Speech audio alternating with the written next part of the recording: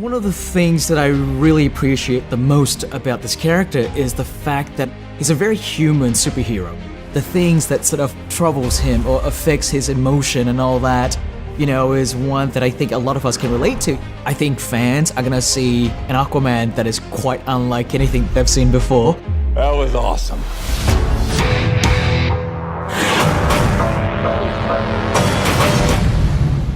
Permission to come aboard. I want to make a superhero movie, and I also want to make a world creation film.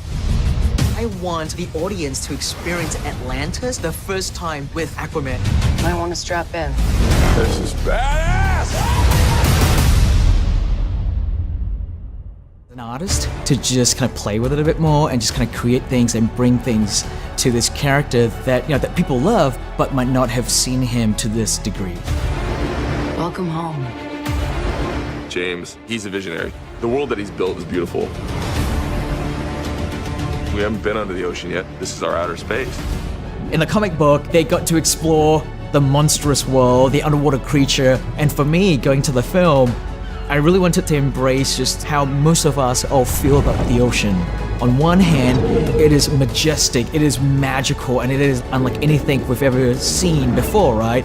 But on the other hand, it's also very terrifying and it's scary and we don't know what's down there.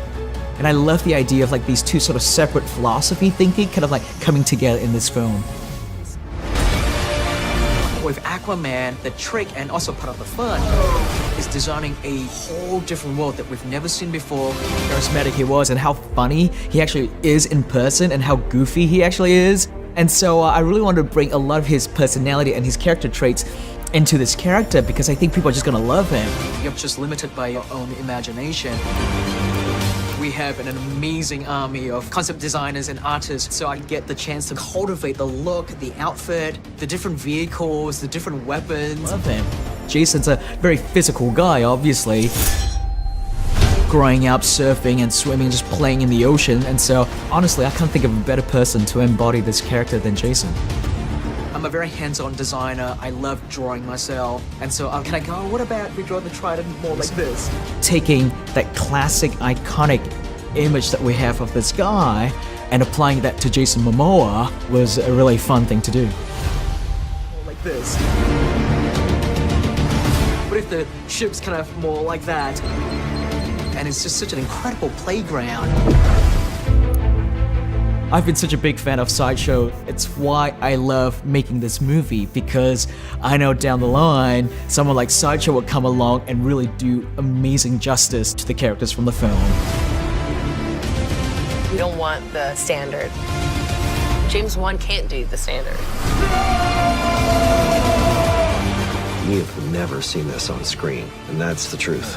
To actually come up close and really appreciate the quarter scale of the character and all the details that you guys have put into it, it blew me away and it made me really happy with what we did on the film, and it just made me super excited to want to take one of these guys back into my collection.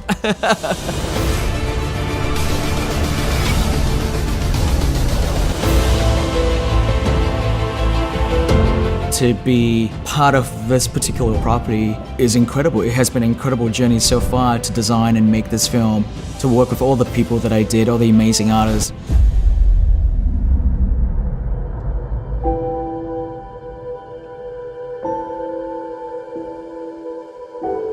For me, the most important thing is the story that I'm telling.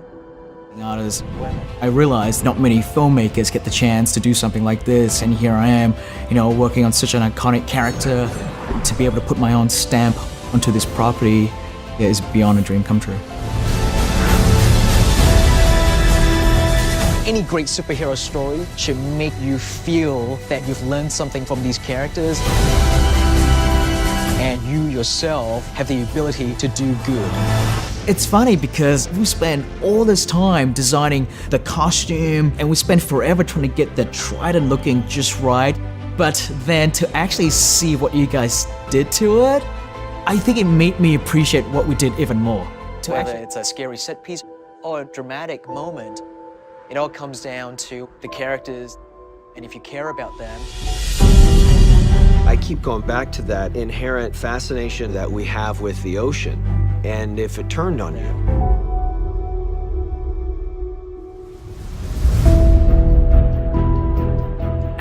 Aquaman is very powerful, but what drives him comes from a very human place. His story resonated with me instantly. Just the sheer vastness and the mystery of it. There's still a lot we don't know. He's not accepted here, not really accepted here. I definitely can identify with that. I've always known that I want to do an action movie. I get to be a big kid on the playground and cause trouble, blow things up. I fell in love with the project and fell in love with Mira. She's no damsel in distress. She's a strong, badass, empowered superhero. Your body is constantly working. You're doing judo, jiu-jitsu, fight choreography. After 4.5 months of stunt training, 6 days a week, With Aquaman, the trick and also part of the fun is designing a whole different world that we've never seen before. You're pretty much just limited by your own imagination. I feel pretty superhuman. I get to present Aquaman to the world in this really badass and cool way. There's just a whole lot of magic on this project. Once they put all these things together behind James's vision, it blows my mind still. We have never seen this on screen. And that's the truth. You get to fall in love with the idea of what it's like to have these powers and be a kid. And that's fun for the family, it's fun for everyone. The appeal of it was to step into something else. You really are invigorated because of it. We want to create something interesting. We don't want the standard. James Wan can't do the standard. You get to experience all these amazing worlds. We haven't been under the ocean yet. This is our outer space.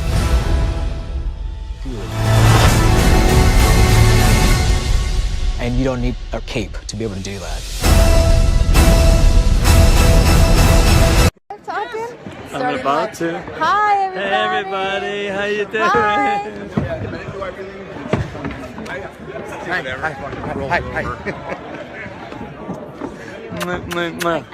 See you guys.